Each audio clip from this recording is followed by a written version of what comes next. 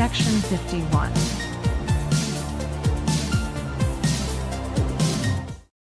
Is that it right there? Can you point to the screen again what we're supposed to be looking at?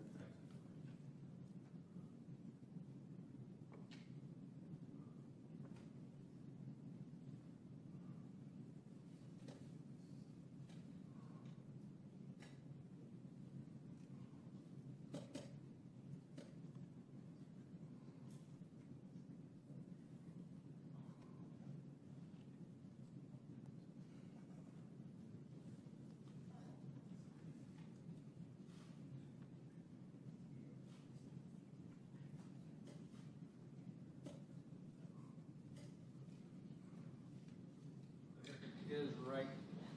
Okay, if you could stop that frame. That's not the one. No, it's not the one.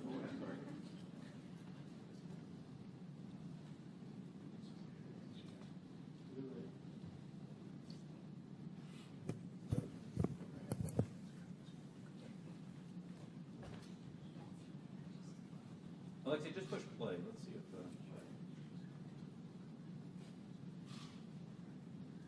Here's what you'll see coming up right here is there it went. Now back up just a spherical object right here. It zooms by the window right in this area right there. There we go. Could you see that part right there again going by? I think we're having a hard time stopping it in the right spot.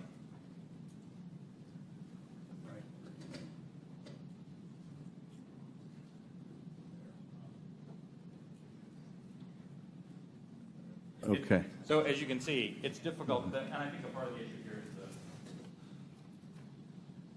is the laptop we're working with is not as easy for stopping that video in the right spot. We'll describe what we have seen in that. What are we observing? What you see here is aircraft that is operating in a U.S. Navy training range that has observed spherical objects in that area, and as they fly by it, they take a video. You see it looks reflective in this video, somewhat reflective, and it quickly passes by the cockpit of the aircraft. And is this one of the phenomena that we can't explain? I do not have an explanation for what this specific object is. And is this one of the situations where it is? That's the object that we're looking at right there? Thank you. And is this a situation where it was observed by the pilot and it was also recorded by the aircraft's instruments? We'll talk about the multi-sensor part in a later session. But in this case, we have at least that. In the Director of National Intelligence 2021 unclassified report, the ODNI reported 144 UAPs between 2004 and 2021, 80% of which were recorded on multiple instruments. And I take it with respect to some of those, you had a pilot seeing them if it was observed by a pilot, right, and you had multiple instruments recording it. So you really have three sensors, the human sensor and two technical sensors detecting the object. Is that? For the majority of incidents that we had in the last year's report, the majority had multi-sensor data. When I talk about the 400 reports that we have now, that number will certainly go down because a lot of those new reports that we have are actually historic reports that are narrative-based. So that percentage will go down just as a factor of the fact that the destigmatization has resulted in more narrative reports. And that's the object we're looking at right there now, right? That's it right there. Okay. Last year's report also said that of those 144, 18 of them reportedly appeared to exhibit unusual flight characteristics, appear to demonstrate advanced technology, and some of them appeared to remain stationary in winds aloft, move against the wind, maneuver abruptly, or move at considerable speed without discernible means of propulsion. That's pretty intriguing. And if you're able to answer this in this setting, are we aware of any foreign adversary capable of moving objects without any discernible means of propulsion? I think I would, without discernible means of propulsion, I would say that we're not aware of any adversary that can move an object without discernible means of propulsion. The question then becomes, in many of these cases where we don't have a discernible mean of propulsion in the data that we have, in some cases there is likely sensor artifacts that may be hiding some of that. There's certainly some degree of something that looks like signature management that we have seen from some of these UAP, but I would caution. I would simply say that there are a number of events in which we do not have an explanation, and there are a small handful in which there are flight characteristics or signature management that we can't explain with the data that we have. We'll continue. Those are obviously the ones that are of most interest to us. Earlier, when we asked about how you avoid technological surprise, the biggest way you avoid technological surprise is by collecting this type of data and by, importantly, calibrating the assumptions that you go into with how you do that analysis. I'll tell you, within the UAP task force, we have one basic assumption, and that is that generally speaking, our sensors operate as designed. And we make that assumption because many times these are multi-sensor collections. We make no assumptions about the origin of this or that there may or may not be some sort of technology that we don't understand. That's, I think, the key to avoiding technological surprises, by calibrating those assumptions. And finally, with respect to the second two videos showing the small triangles, the hypothesis is that those are commercial drones that, because of the use of night vision goggles, appear like triangles. Is that the operating assessment? Some type of drone, some type of unmanned aerial system, and it is simply that light source resolves itself through the night vision goggles onto the SLR camera as a triangle. And have we, in order to prove that hypothesis, flown a drone and observed it with that same technology to see whether we can reproduce the effect? The UAP task force is aware of studies that have done that. Okay. Thank you, Mr. Chairman. I yield back. The gentleman yields back. Dr. Winstrup. Thank you, Mr. Chairman. Thank you all for being here. My first question is, through this process where there's been sightings, have the sightings been stationary, or have they always been sighted from a moving object, from a plane or a ship that may be moving? Have these reports ever come from a stationary object being observed in the sky? The UAP task force does have reports from stationary, reports from a stationary observer. Because there's a difference observing something when you're moving as right. well. It's physics, right? That's right. why I asked that question. Are we capable, or have we made any breakthroughs, or anyone made any breakthroughs, to be able to sight something and make some determination at all of its composition, whether it's a solid or a gas? Is there any such capability? From not asking what, I'm just... Right. From some of the returns, I mean, it's clear that the majority, well, it's clear that many of the observations we have are physical objects from the sensor data that we have. Well, gas is physical, is a physical object. It can be, and so, and you see where I'm going with this. I'm trying to determine what it is we're looking at. So if we can decide if something is a solid or a gas, and if there have been any conclusion on its capabilities, like its capabilities of movement, of turning, going, 180 degrees or 90-degree turn, anything along that line that we've been able to determine. Within the, and again, I should point out that that there is not a single explanation for UAP. There are a lot of different things that are unidentified aerial phenomena. Basically, we really don't know much on that. That's all I'm trying to get at. And I'm pleased that you have protocol right now for our military, but are there any non-military reports coming forward of similar events, or is it all coming from military? The UAP Task Force has a very good working relationship with the FAA. They have very good working relationship with other parts of the U.S. government so that we can ingest reports from Do we have from any those sources. reports non-military? Yes. Thank you. That's my question.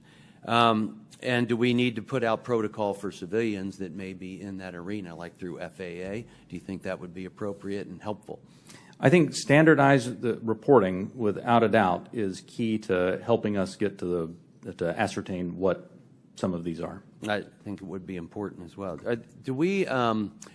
There are other people besides the U.S. that have had these experiences and reported them. Is that correct? There are. That's correct. Is it all of our allies, or is it allies and adversaries? What have we learned publicly? So some of that, I think, sir, we'll save for closed session. Well, that goes to my next question. Publicly, have others made anything which would not have to be considered closed? I don't want you to answer what they've said necessarily. Allies have seen these. China has established its own version of a UAP task force, so clearly a number of countries have observations of things in the airspace that they can't identify. And do we share data with some, with all? Are they sharing with us? We share data with some, and some share data with us. But not necessarily all that have publicly reported something? That's correct. Okay. And I think that's an important thing, and for the other session, actually, that we don't discuss that now, because, you know, obviously something like this can be a national security challenge for us, no doubt about it. If they're developed by an adversary through some breakthrough technology, they can be very disruptive to our military actions, or at least serve as a distraction. So my caution would be careful who we share our data with, and don't necessarily trust some of the data we may get from someone else. And with that, I yield back. Gentleman yields back. Mr. Himes. Thank you, Mr. Chairman. One of the objectives of this open hearing is to try to erode some of the stigma that attaches to, in particular, our military men and women reporting this. It's obviously really very serious because should one of our adversaries have developed a technology that we don't know about it, we need to know about it yesterday. And obviously, any sort of stigma that prevents our military from reporting this data as comprehensively as possible is a national security threat. So I really just have two questions in the service of that goal. The first is, the chairman asked that we run that video again. Most people, when they see a video, we're all used to seeing things from a car, seeing things from a sidewalk. Very few people have the experience of observing something through night vision goggles at Mach 1.5. So just talk for a minute about, if you would, whichever of you is most appropriate, how radically different observation is at high speed in 3 dimension than it is for most of us who walk around and drive cars. So the first thing I think that's important to note about this is there are lots of things when you are moving very fast and an object is between you and a stationary reference point like the ground, it gives a lot of different impressions about how quickly something is or isn't moving. And it actually means that it is a challenge, especially with narrative-based data, to get a lot of information on that. That's why the sensor data is so important, because things do happen very quickly, as you see there. And sometimes things that happen very quickly, something may be moving very slow. That aircraft is moving quite fast. How fast that object is moving that goes by is probably very slow. So I guess my point is that an observation, either a visual observation or a electronic observation, infrared or whatever, looks radically different than it does to most people. Even instruments are on gimbals and that sort of thing, so that creates a very unusual view to, again, those of us who are used to seeing things in 2 dimensions largely. And second question, I think, Mr. Bray, you said something that I want to unpack a little bit. A number of these UAPs, you said we can't explain. again, in the service of sort of reducing speculation and conspiracy theories, we can't explain can range from a visual observation that was distant on a foggy night, we don't know what it is, to we've found an organic material that we can't identify, right? Those are radically different worlds. So when you say we can't explain, give the public a little bit better sense of where on that spectrum of we can't explain we are. Are we holding materials, organic or inorganic, that we don't know about? Are we, picking up emanations that are something other than light or infrared that could be deemed to be communications? Give us a sense for what you mean when you say we can't explain. Sure. When I say we can't explain, I mean exactly as you described there, that there is a lot of information, like the video that we showed, in which there's simply too little data to create a reasonable explanation. There are a small handful of cases in which we have more data that our analysis simply hasn't been able to fully pull together a picture of what happened. And those are the cases where we talk about where we see some indications of flight characteristics or signature management that are not what we had expected. When it comes to material that we have no material. We have detected no emanations within the UAP task force that would suggest it's anything non-terrestrial in origin. So there's when I say unexplained, I mean everything from too little data to the data that we have doesn't point us towards an explanation, but we'll go wherever the data takes us. Again, we've made no assumptions about what this is or isn't. We're committed to understanding these, and so we'll go wherever that data takes us. Thank you. That's very helpful, and so I think it bears emphasis. When you say we can't explain, everything that you can't explain is in a bucket called data. Is that correct? And that would mean data collected by sensors, visual observations, everything that we can't explain, quote unquote, is in a bucket called data.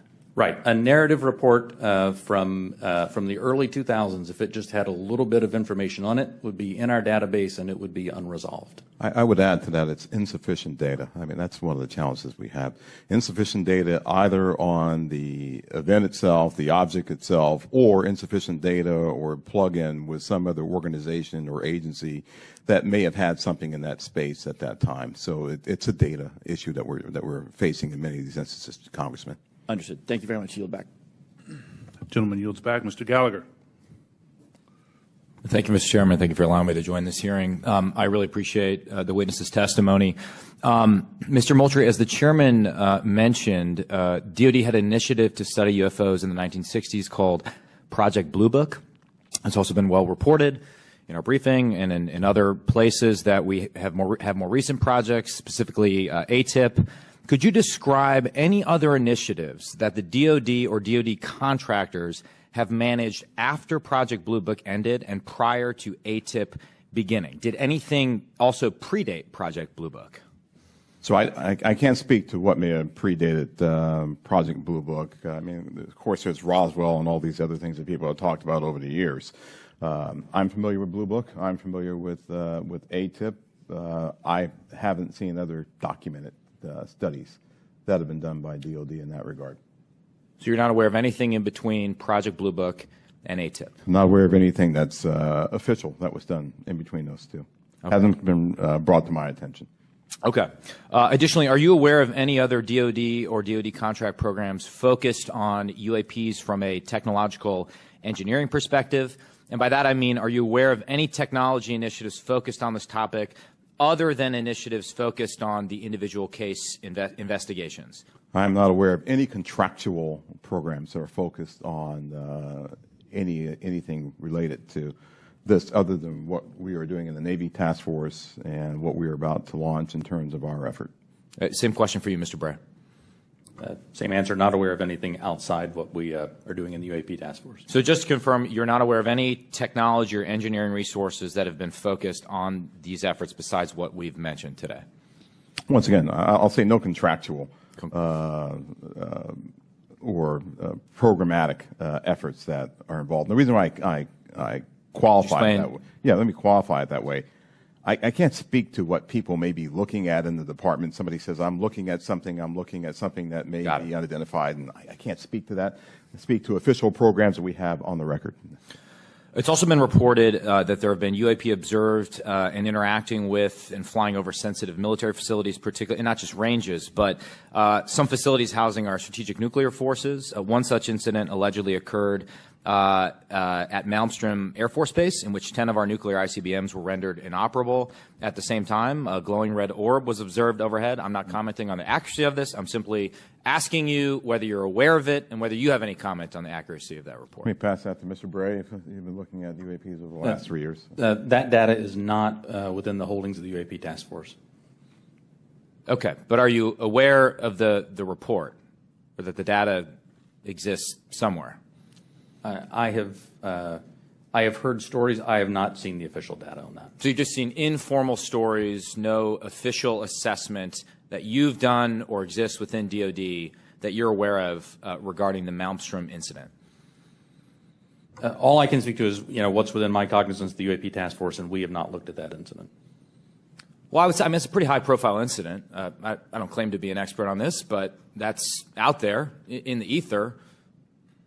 You're the guys investigating it. I mean, who else is doing it? If something was officially brought to our attention, we would look at it. There are many things that are out there in the ether that aren't officially brought to our attention. So how would it have to be officially brought to your attention? I'm bringing it to your attention. Sure, so, this is pretty official. Sure. So we'll go back and take a look at it, but generally there is some authoritative figure that says there is an incident that occurred. We'd like you to look at this.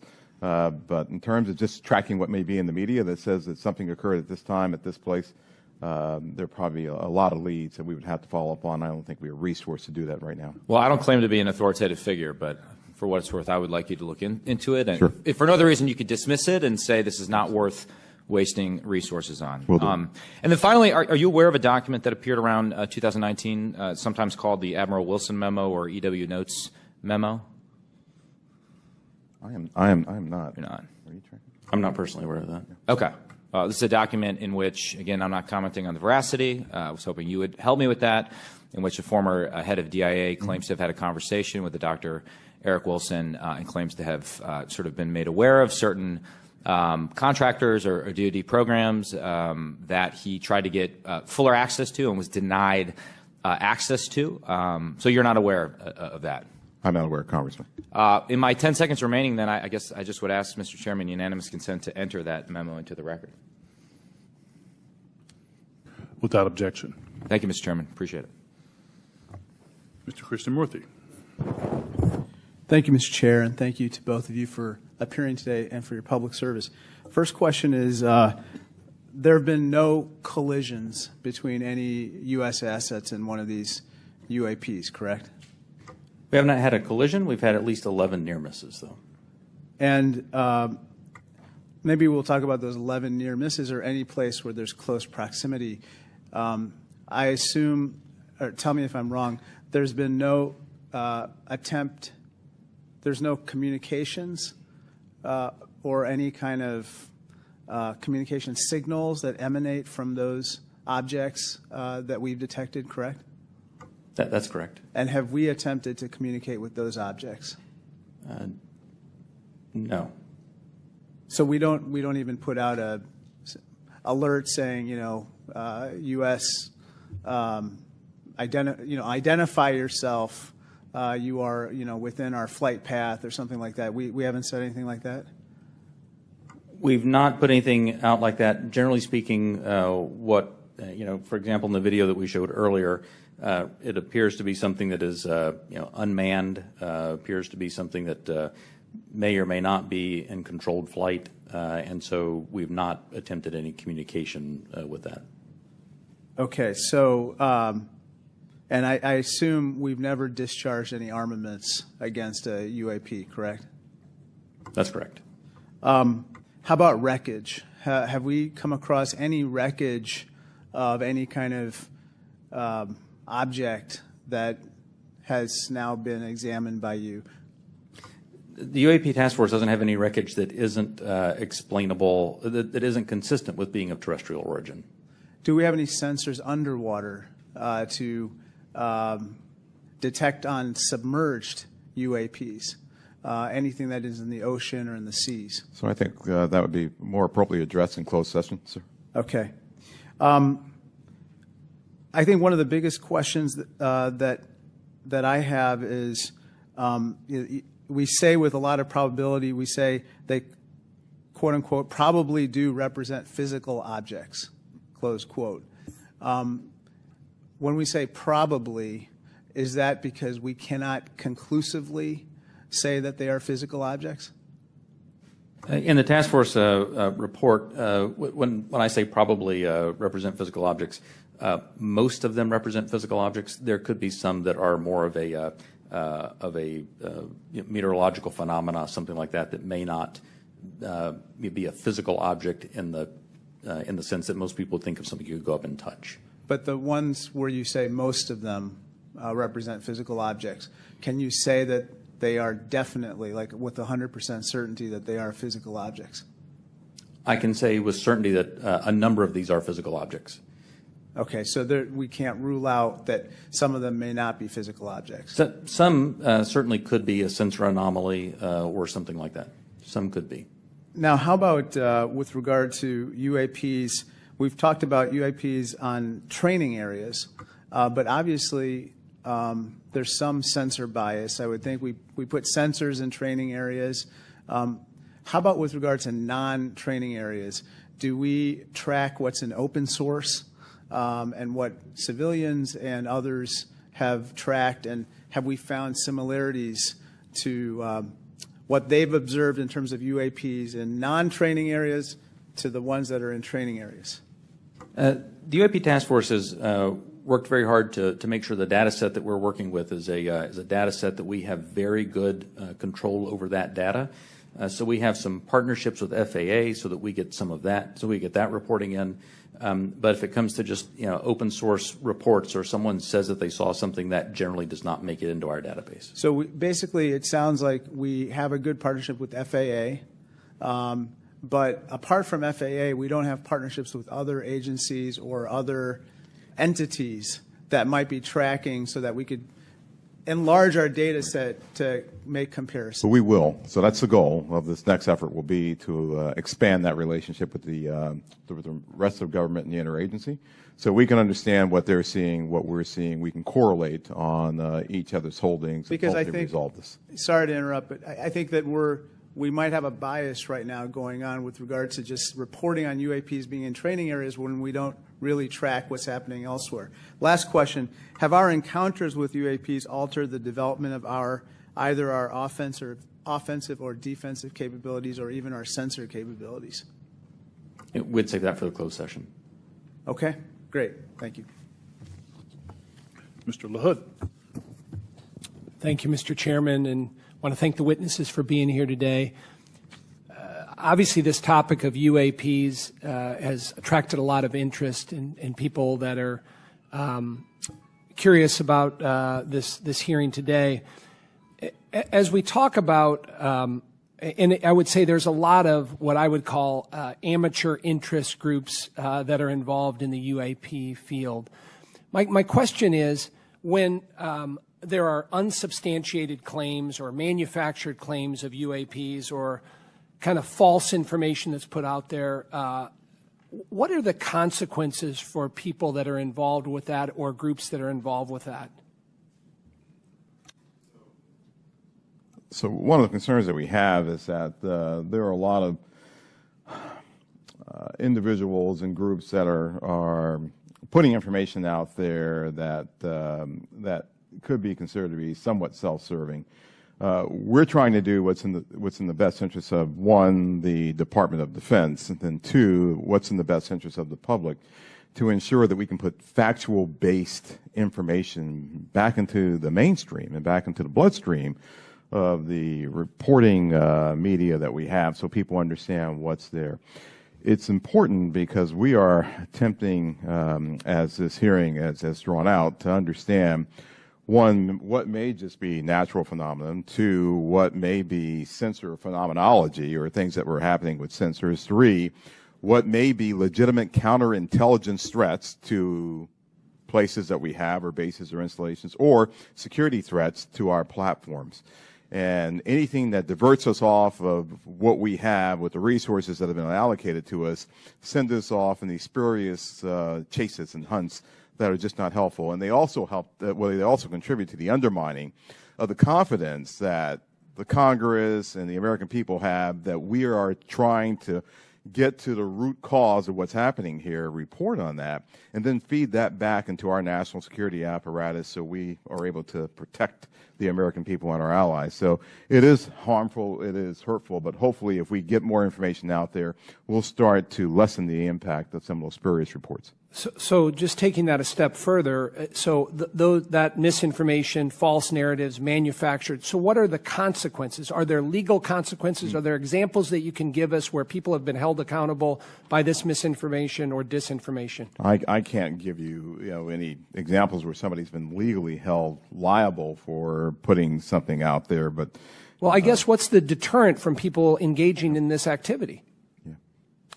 I don't know. I don't have that answer. That's something that, welcome the dialogue with Congress to talk about that with the members who, help legislate those laws to say what should be the legal ramifications that we could use to potentially hold individuals accountable, whether it be citizens or information that might be injected into our media by other forces or other countries, if you will. And in terms of DOD's review and analysis in this field, I mean, is there a standard in place when it comes to UAPs? I mean, is there any guidance you look to that's codified in law or otherwise within DOD that kind of sets out the standards for UAPs and what to look for? I think that's part of what the group that we're standing up now will be chartered to do. We're actually, from my organization, we'll be looking at policy and standards that we have to come to you and work with you to actually put in place and promulgate across our government. Thank you. I yield back. Gentleman yields back. Mr. Welch. Thank you. I'm going to follow on the line of questions from Mr. LaHood. Gentlemen, what seems incredibly difficult for you is that there's two almost competing but different narratives. One is no one knows whether there's extraterrestrial life. It's a big universe, and it would be pretty presumptuous to have a hard and fast conclusion. And then if there is, it's not beyond the realm of possibility that there is some exploration coming here. And that underlies a lot of the reports you get. I think Mr. LaHood was asking about that. People think there must be extraterrestrial life, and it's not at all beyond the pale that there would be a visit here. On the other hand, as the DOD, you have the responsibility to make sure that our national security is protected, and that if there are surveillance drones or active drones that can disable our systems, that has to be analyzed, has to be stopped. So how do you divide how do you separate your responsibilities where you get all these reports from folks who maybe in good faith, maybe not, believe that you should be investigating every possible report of a extraterrestrial incident? I'll start with you, Mr. Moultrie. Sure, indeed, Congressman, and thank you for the question. It's important that we, as a part of this effort, really build out the relationship that we have with others, including NASA, and for the reasons that you just pointed out. So there are elements in our government that are engaged in looking for life in other places, and they have been doing that for decades. Right? They've been searching for extraterrestrial life. There are astrobiologists who have been doing this too. We're a part of that same government, and so our goal is not to potentially cover up something if we were to find something. It's to understand what may be out there, examine what it may mean for us, if there are any, from a defense perspective, any national security implications or ramifications, but then to work with organizations as appropriate, if it's a weather phenomenology with NOAA, if it's a potential for extraterrestrial life or an indication of extraterrestrial life with someone like NASA. So the transparency actually is very important. Completely. For public consumption. Completely. But we're going to have a classified briefing, and without going into the details of what kinds of secrets that we can't share here, what is it? What are we protecting? I don't know if you can answer this question in this open forum, But in fact, your perception of what it is we have to, quote, protect. So I think right now what's really important for us to protect is how we know certain things. So there are a lot of things that we know, whether it be about the thinking of other leaders around the world, the weapon systems that are being developed, or how we detect things that may be threats to us. Many of those things are the result of some of our most sensitive sources and methods, and we'll use those things not just for this effort, but those same sources and methods are used to help protect us from adversaries and from others who might mean to do us harm. There aren't separate UAP sensors. There's not a separate UAP processing computer. There's not a separate UAP dissemination chain or whatever. So it's the same process. It's the same system that we have that helps us do all that. We need to protect that because this is something that we're looking at, but we're sure there are going to be other things that we'll look at in the future that will need those same sensors, we'll need those same sources and methods to help us do. So we're protecting the fact of that this nation has developed capabilities that enable us to know what may be threats to us and to counter those threats before they become something of a national issue. Thank you very much. I want to thank both you, Mr. Bray, and you, Mr. Moultrie, for your appearance today. I yield back. Gentleman yields back. Gentlemen, beyond videos, is there a range of other information that the executive branch has that would be valuable to the American people while protecting sources and methods, obviously? The details of individual encounters, including the time, place, and details of an encounter. And does the AIMSOG have a clear and repeatable process for considering public release as part of the process? Chairman Carson, and do you commit to building that process if it's not in place? The UAP Task Force, the security classification guide that the UAP Task Force has been operating under that I approved really was meant to protect those sources and methods and meant to protect any knowledge that an adversary intelligence entity may gain from understanding what we're tracking, how we track it, or when we're tracking it, or if we're not. And so that has been an important piece in the balance between transparency and preserving our warfighting advantage, because the U.S. military does train as it would fight. What I will commit to is, at least for that material that's under my authority as the Deputy Director of Naval Intelligence, for information that we have when it does not involve sources and methods, and when we can, with a reasonable degree of confidence, determine that it does not pose a foreign intelligence or national security threat, and it's within my authority to do so, I commit to declassifying that. So I believe very much in the transparency of this, and we work very hard to balance that with our national security needs. And I'll just add, Congressman, just over the last 3-4 months, I think that the intelligence community and the national defense apparatus have disclosed more information on various events than it has in probably the previous 10 years. You have our commitment to work closely with the Director of National Intelligence and others in the declassification and downgrading of intel apparatus to ensure that we can get whatever information that we can out to the American people and to the public writ large. Greatly appreciated, sir. Ranking Member Crawford. Thank you, Mr. Chairman. Representative Stefanik is en route, I believe, just real quickly, but in the interim, if I could, if you'll indulge me, I just have a couple of real small questions. One is, do we have an example? Can you cite a specific example of an object that can't be explained as having been human-made or natural?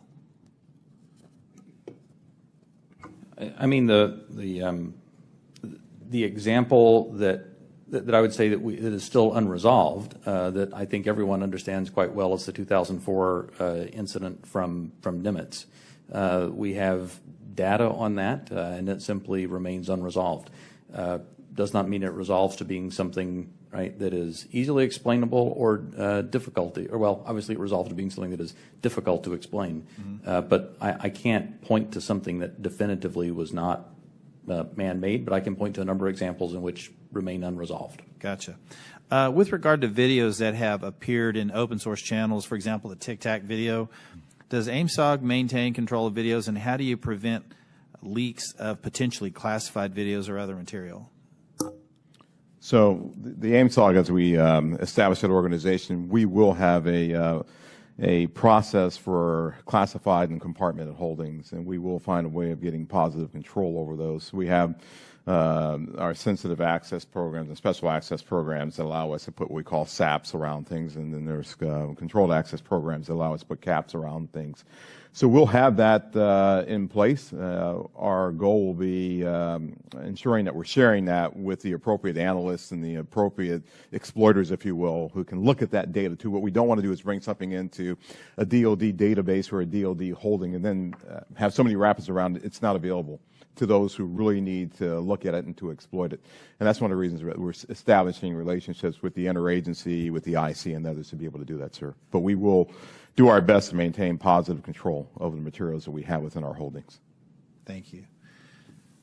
Chairman Schiff.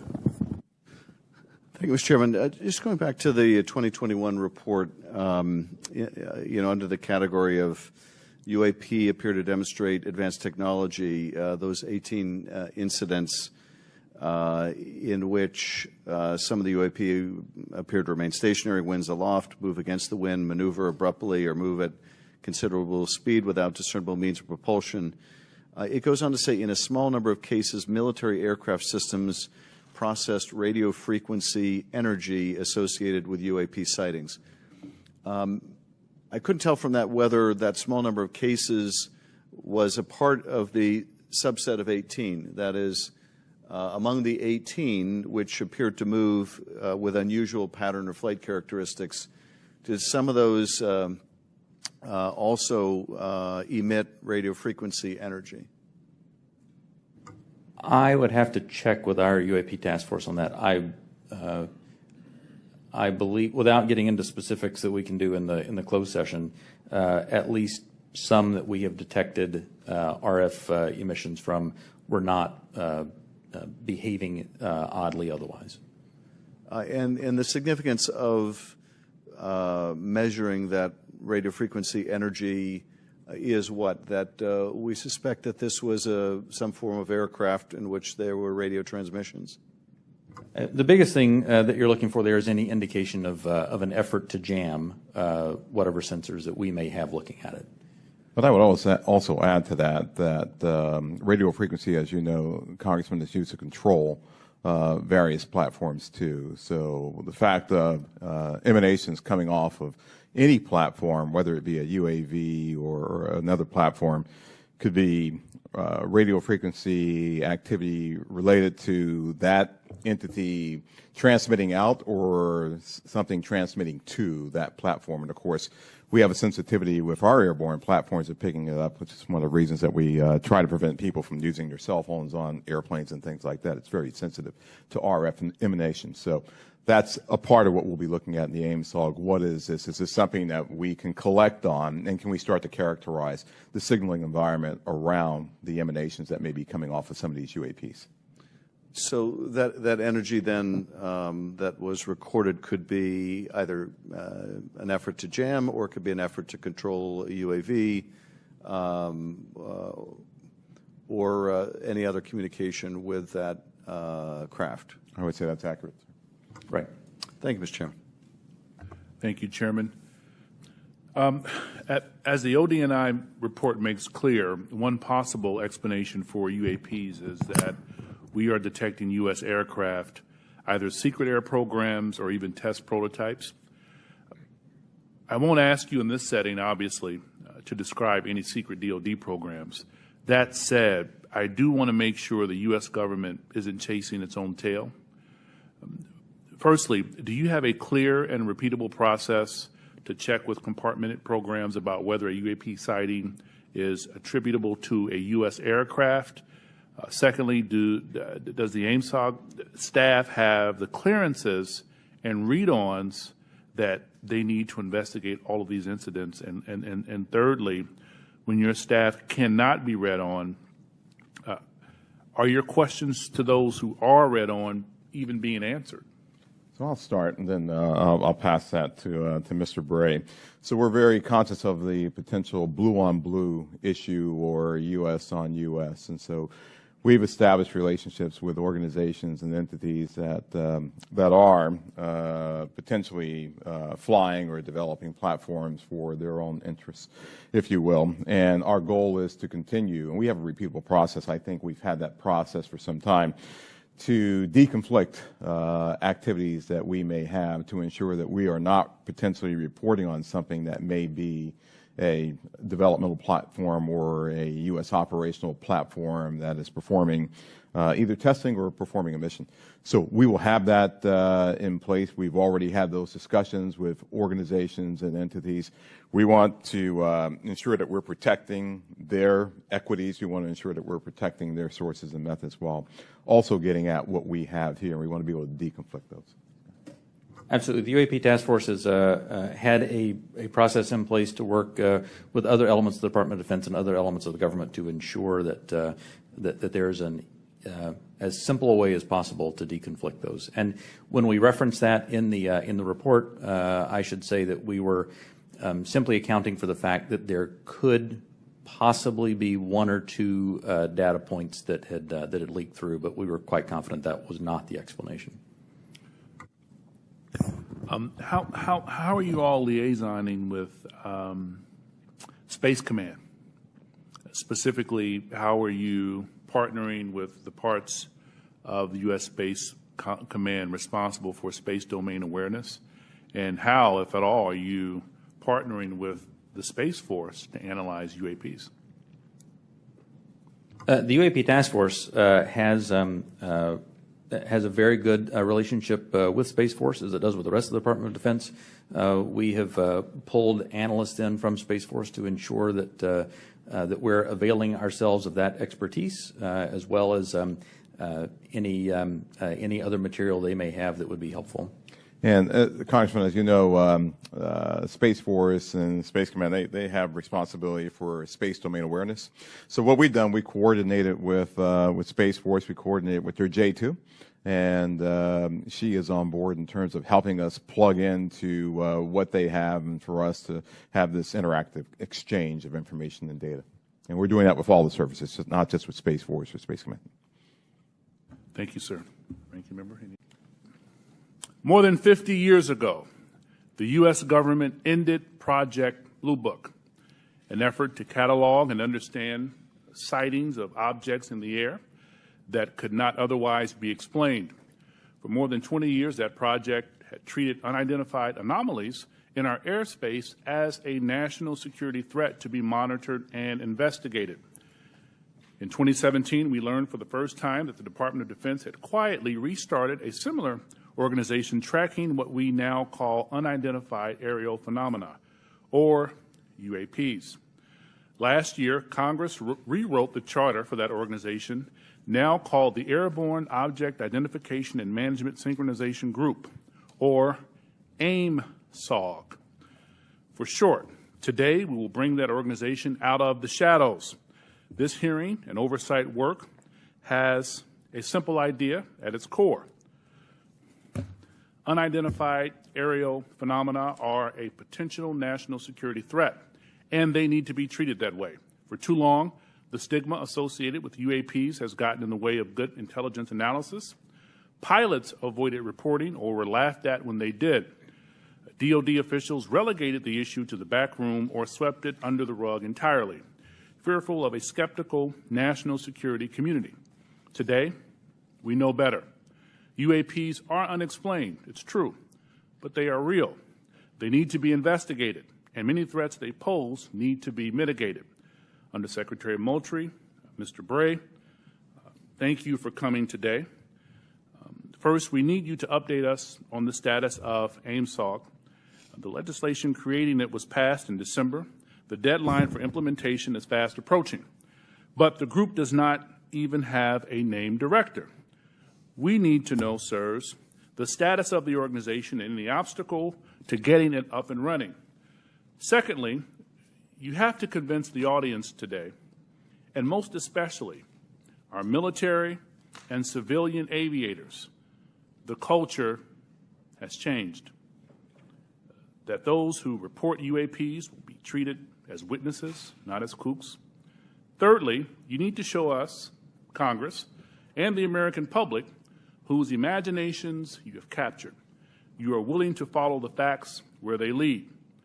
You know, we fear sometimes that the DOD is focused more on emphasizing what it can explain, not investigating what it can't. I'm looking for you to assure us today that all conclusions are on the table. One final note, we are mindful today that AIMSOG is not starting from scratch. This is the third version of this task force in DOD, and civil society groups like the Mutual UFO Network, Mr. Corbell and others have been collecting data on this issue for years. I hope you'll explain how you can leverage the knowledge and experience of our prior work on this matter to move the AIMSOG along. The last time Congress had a hearing on UAPs was half a century ago. I hope that it does not take 50 more years for Congress to hold another, because transparency is desperately needed. I now turn to Ranking Member Crawford for comments he'd like to make. Thank you, Mr. Chairman. Honorable Moultrie, Mr. Bray, thank you for coming here today. We appreciate it. To begin the open dialogue between Congress and the executive branch on this important topic. While this topic evokes creative imaginations of many, aside from all the hype and speculation, there are important underlying issues posed by UAPs. Despite the serious nature of this topic, I have to say I'm more interested in our understanding of Chinese and Russian hypersonic weapon development, or understanding why this administration was so slow to share actionable intelligence with the Ukrainians. However, inasmuch as this topic may help us better understand unknown activities of Russia and China, I am on board. The intelligence community has a serious duty to our taxpayers to prevent potential adversaries such as China and Russia from surprising us with unforeseen new technologies. As overseers of the intelligence community, this committee has an obligation to understand what you are doing to determine whether any UAPs are new technologies or not. And if they are, where are they coming from? In general, the IC spends much of its time and resources trying to understand what we call known unknowns. When it comes to foreign nations' weapons systems and sensors, known unknowns are those features that we don't fully understand yet. The challenge associated with UAP is that they are completely unknown and require a more expansive collection and analysis effort. The intelligence community must balance addressing known threats to our national security with preventing technical surprise. We must continue to follow the facts where they lead us and ensure that there are no technical surprises. The IC must take it seriously when there are credible observations of phenomena that seem to perform in ways that could pose a threat to safe flight operations, or that could be signs of a foreign adversary's attempt to develop a strategic technological surprise against the United States. It's also essential that our pilots and others feel they can report UAPs they observe without any stigma for doing so. This is the open, unclassified portion of our hearing. We'll have a closed, classified part later. It's important for the public to know that the classification of information exists to protect national security, not to try to hide the truth. When we're trying to determine if any UAPs are new technologies being developed by foreign governments, we are inevitably going to run into classified information about what new systems and technologies we do know are in the works here or abroad. But where information does not risk national security, it should be shared with our allies and the public when feasible. I hope that we can have your assurance to this end today. It's my hope that the intelligence community will continue to try to determine the nature of UAPs we've observed, and will keep Congress fully apprised of all developments. I look forward to this hearing and continued dialogue and oversight with the intelligence community on this topic. And with that, I yield back. Gentleman yields back, and now I will turn to our distinguished chairman, Adam Schiff, for any comments he wishes to make. Thank you, Chairman Carson, for holding this open hearing on unidentified aerial phenomenon and for your leadership on this issue. Holding a portion of our discussion today in open session is critical to the cause of transparency and openness, which was Congress's intent in authorizing and funding this new task force. The larger effort that is being undertaken to study and characterize UAP reports is an important step towards understanding these phenomenon, what we know and don't know.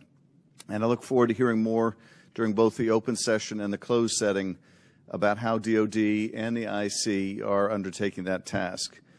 UAP reports have been around for decades, and yet we haven't had an orderly way for them to be reported without stigma and to be investigated. That needs to change. UAP reports need to be understood as a national security matter, and that message needs to go out across DOD, the IC, and the whole of the U.S. government. When we spot something we don't understand or can't identify in our airspace, it's the job of those we entrust with our national security to investigate and to report back. That is why it's important that we hold this open hearing for the public to hear directly from the Department of Defense on the steps it's taking to track, analyze, and transparently communicate the work that is being done on this issue. It is also the responsibility of our government and this panel to share as much as we can with the American people, since excessive secrecy only breeds distrust and speculation. I look forward to hearing how the UAP task force is being stood up, what challenges they still face, and how this committee can make sure the task force is able to shed light on one of the world's most enduring mysteries. I thank you gentlemen for your work, and be very interested to hear what you have to say. To me, among the most fascinating questions are these phenomena that we can measure. That is, instruments report there is something there. It is not the human eye confusing objects in the sky. There is something there, measurable by multiple instruments, and yet it seems to move in directions that are inconsistent with what we know of physics or science more broadly. And that to me poses questions of tremendous interest and as well as potential national security significance. So we look forward to hearing what you're able to report to us today in open session, and I want to thank Chairman Carson again for his extraordinary leadership on this issue, and I yield back. Chairman yields back. Thank you. With that, we will start our hearing. Under Secretary Moultrie, the floor is yours, sir. Thank you. Chairman Schiff, Committee Chairman Carson, Ranking Member Crawford, distinguished members of the subcommittee, it's a privilege to be here with you today to address your questions regarding unidentified aerial phenomenon, or UAP. I'm pleased to be joined by Mr. Scott Bray, the Deputy Director of Naval Intelligence, who will speak to the Navy's Unidentified Aerial Phenomenon Task Force, which laid the foundation for the efforts we will discuss today. First, I'd like to thank Congress for supporting the Department's UAP efforts. The NDAA for fiscal year 2022 has helped us to establish a dedicated office to oversee processes and procedures for the timely collection, processing, analysis, and reporting of UAP-related data. What are UAP? Put simply, UAP are airborne objects that, when encountered, cannot be immediately identified. However, it is the Department's contention that by combining appropriately structured, collected data with rigorous scientific analysis, any object that we encounter can likely be isolated, characterized, identified, and, if necessary, mitigated. We know that our service members have encountered unidentified aerial phenomena, and because UAPs pose potential flight safety and general security risks, we are committed to a focused effort to determine their origins. Our effort will include the thorough examination of adversarial platforms and potential breakthrough technologies, U.S. government or commercial platforms, allied or partner systems, and other natural phenomena. We also understand that there has been a cultural stigma surrounding UAP. Our goal is to eliminate the stigma by fully incorporating our operators and mission personnel into a standardized data gathering process. We believe that making UAP reporting a mission imperative will be instrumental to the effort's success. The Defense Intelligence and Security Enterprise provides real-time support to our warfighters and mission personnel across all domains. To optimize the Department's UAP work, we are establishing an office within the Office of the Secretary of Defense. That office's function is clear: to facilitate the identification of previously unknown or unidentified airborne objects in a methodical, logical, and standardized manner. These goals will ensure that we are working closely with operational personnel on training and reporting requirements, developing data and intelligence requirements, standardizing and integrating processes and procedures for collection, operational surveillance, analysis, and reporting, leveraging our research and development capabilities to improve detection, characterization, and identification of UAPs, developing mitigating solutions and procedures, and identifying strategy and policy solutions. This effort will maximize collaboration and build upon already existing relationships with the Office of the Director of National Intelligence, the FAA, DHS, and the FBI. We are also committed to strong partnerships with the Department of Energy, NOAA, the DEA, NASA, and the national labs, and just as importantly, our international partners and allies. With regard to the importance of transparency, the Department is fully committed to the principle of openness and accountability to the American people. However, we are also mindful of our obligation to protect sensitive sources and methods. Our goal is to strike that delicate balance, one that enables us to maintain the public's trust while preserving those capabilities that are vital to the support of our service personnel. In closing, the Department is committed to this effort and welcomes the challenge. We thank you for your committed support and look forward to your questions.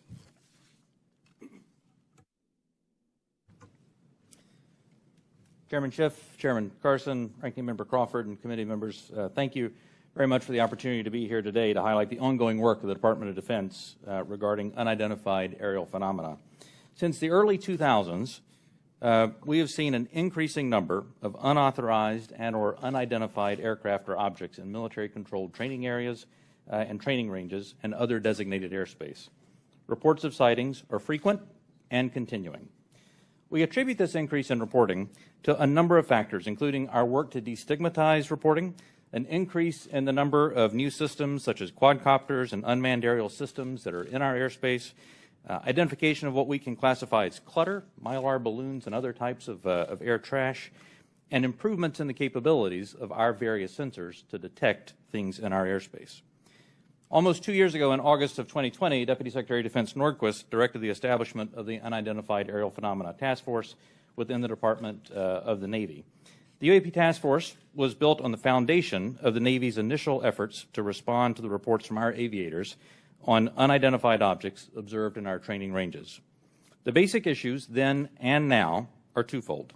First, incursions in our training ranges by unidentified objects represent serious hazards to safety of flight. In every aspect of naval aviation, safety of our air crews is paramount. Second, intrusions by unknown aircraft or objects pose potential threats to the security of our operations. Our aviators train as they would fight. So any intrusions that may compromise the security of our operations by revealing our capabilities, our tactics, techniques, or procedures are of great concern to the Navy and the Department of Defense. From the very beginning, we took these reports very seriously. We instituted a data-driven approach to the investigations where we could collect as much data as possible and use all available resources to analyze and make informed decisions on the best ways to address our findings. Our main objective was to transition UAP efforts from an anecdotal or narrative-based approach to a rigorous science and technology engineering-focused study. This data-driven approach requires input from a wide variety of sources. In the early stages, the task force worked to standardize the reporting mechanisms and processes to make it as easy as possible for personnel to report any engagement so that we were getting that wide range of reporting that we needed. We also spent considerable efforts engaging directly with our naval aviators and building relationships to help destigmatize the act of reporting sightings or encounters. And we worked with naval aviation leadership to provide additional equipment to record any encounter. Navy and Air Force crews now have step-by-step procedures for reporting on a UAP on their knee board in the cockpit and in their post-flight debrief procedures. The direct result of those efforts has been increased reporting, with increased opportunities to focus a number of sensors on any objects. The message is now clear. If you see something, you need to report it.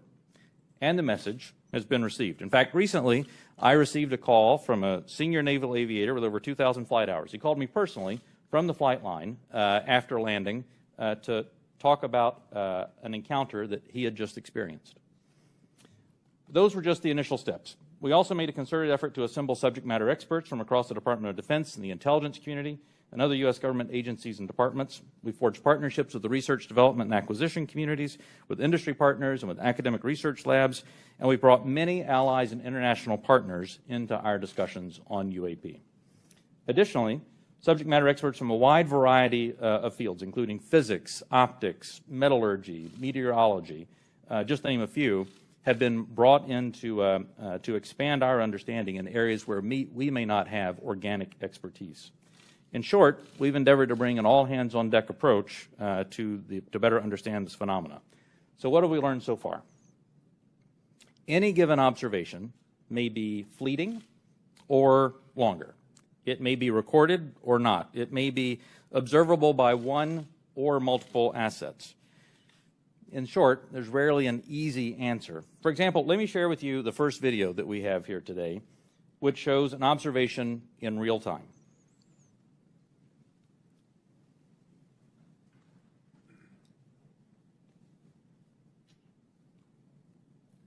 There it was. That's, in many cases, that's all that a report may include.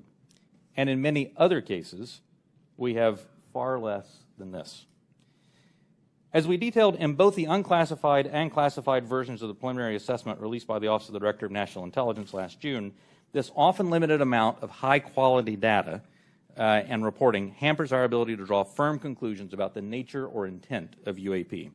As detailed in the ODNI report, if and when individual UAP incidents are resolved, they likely fall into one of 5 potential explanatory categories: airborne clutter, natural atmospheric phenomena, U.S. government or U.S. industry developmental programs, foreign adversary systems, or a other bin that allows for a holding bin of difficult cases and for the possibility of surprise and potential scientific discovery. We stand by those initial results. Since the release of that preliminary report, the UAP Task Force database has now grown to contain approximately 400 reports. The stigma has been reduced.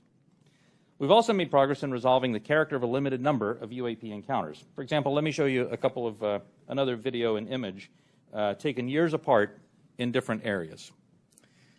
In this video, U.S. Navy personnel recorded what appears to be triangles, some flashing, recorded several years ago, off the coast of the United States. This was recorded while the U.S. Navy ship observed a number of small unmanned aerial systems in the area. And importantly, the video was taken through night vision goggles with a single lens reflex camera. These remained unresolved for several years.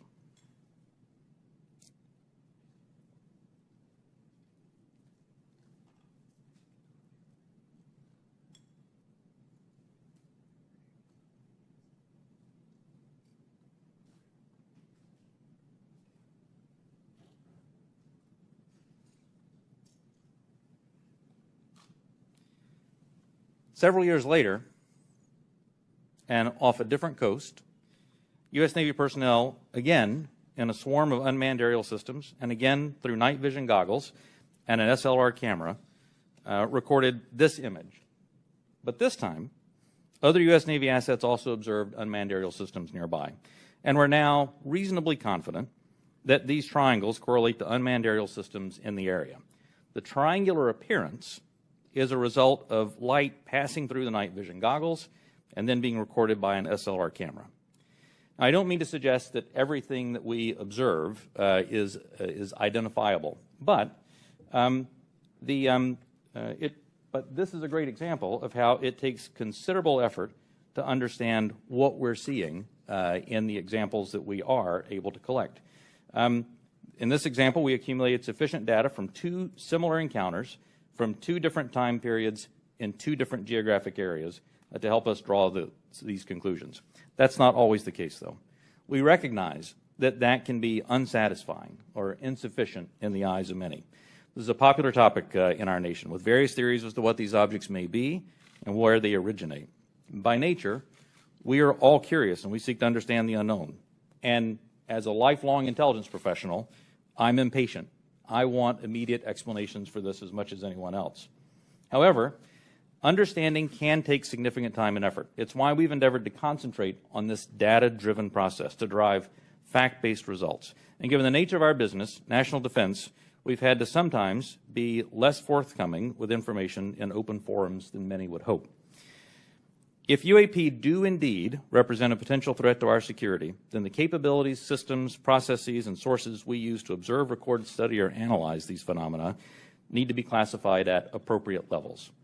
We do not want potential adversaries to know exactly what we're able to see or understand, or how we come to the conclusions we make. Therefore, public disclosures must be carefully considered on a case-by-case basis. So what's next? We're concentrating on a seamless transition to the new organization. In future analysis, of complicated issues of UAP issues will greatly benefit from the infrastructure, the process, and the procedures that we've developed to date. I'm confident that the task force, under Navy leadership, has forged a path forward that will allow us to anchor assessments in science and engineering by anecdotal evidence. We remain committed to that goal, as I know the USDI organization does as well. So thank you very much for your interest and continuing support for the UAP Task Force. The team's made a lot of progress, but we really are just establishing the foundation for the more detailed analysis that's yet to be done. And with your continued support, we can sustain that momentum necessary to produce data-centric analysis and understanding of the phenomena. I look forward to your questions. Thank you. Thank you, Mr. Bray. This is the third version of this task force, and to be frank, one of Congress's concerns is that the executive branch in administration from both parties has been sweeping concerns about UAPs under the rug by focusing on events that can be explained and avoiding events that cannot be explained. What can you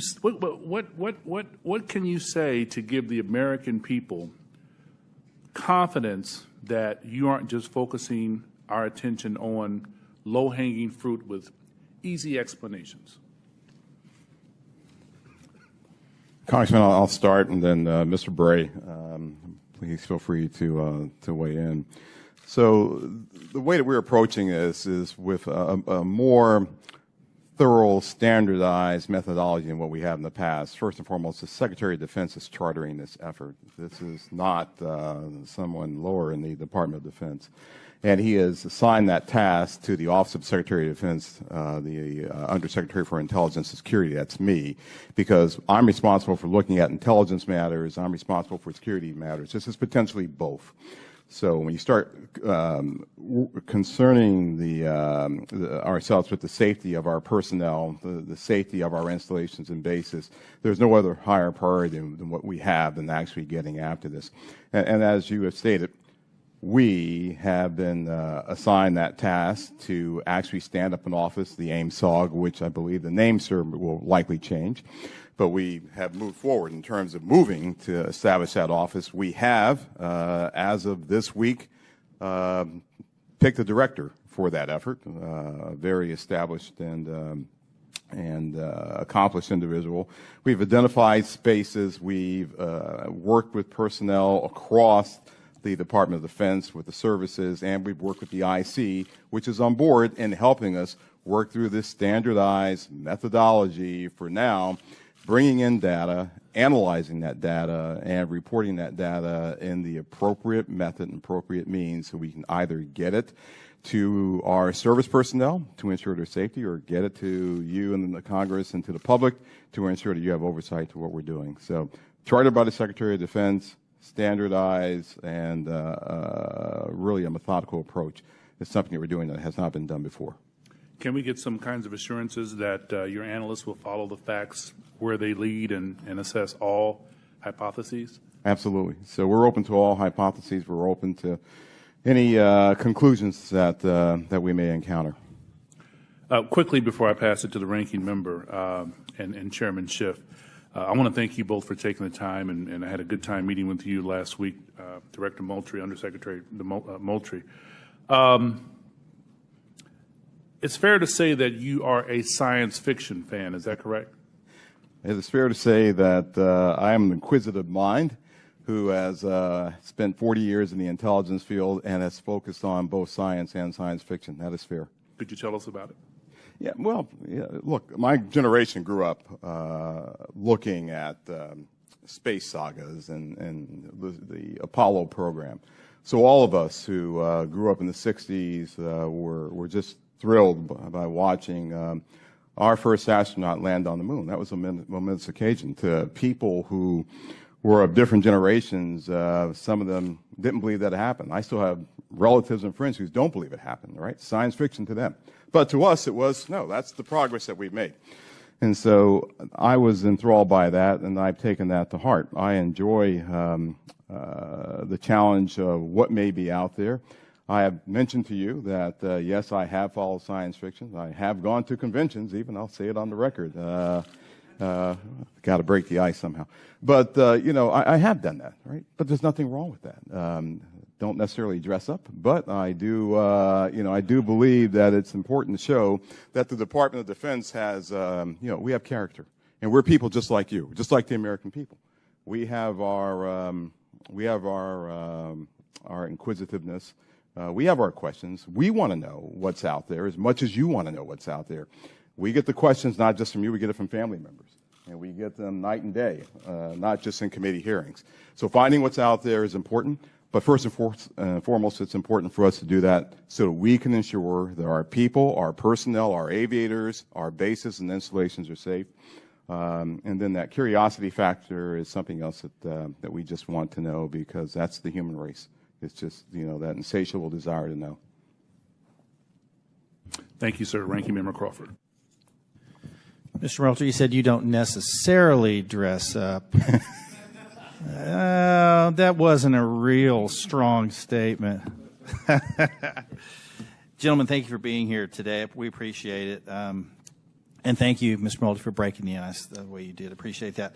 The inability to understand objects in our sensitive operating areas is tantamount to an intelligence failure that we certainly want to avoid. This is not about finding alien spacecraft, but about delivering dominant intelligence across the tactical, operational, and strategic spectrum. So my question is, how can AIM-SOG lead to prevention of intelligence surprises? Sure, I'll start with that. So the goal of our effort is to integrate it into what we already do on a normal basis, which is look for the unknowns, Congressman, as you stated in your opening remarks, across all domains. So we've been doing this for decades. We've been looking at the space domain, looking at space objects, looking at space weather, looking at space phenomenon. We've been looking at things in the air domain, and we, as you know, and I'll talk more about this in classified session, but we have a very concerted effort to understand adversarial platforms and adversarial developmental programs. And we do that also in the ground domain. And of course, we're very interested in what happens in the underwater or sea domain, if you will, subsurface domain. So if there are objects that our aviators or air crews are encountering in this air domain, and their sensors are discovering or detecting some of these objects, we want to just bring that in to the normal process that we have for identifying unknown unknowns. We want to make sure we have the intelligence requirements that allow us not only to look at that event from the time that it occurs forward, but maybe retrospectively we want to go back and see if we can get to the left of that event to say, was there some developmental program that we, to get to your technical surprise issue, sir, that we should have known about? And if so, how do we put that intelligence requirement in place to ensure that we are following an adversarial development or any other development that may be out there? So that's what we want to do in terms of normalizing this and bringing it into the normal process of how we identify unknown unknowns. So you mentioned fidelity, and I think it's important to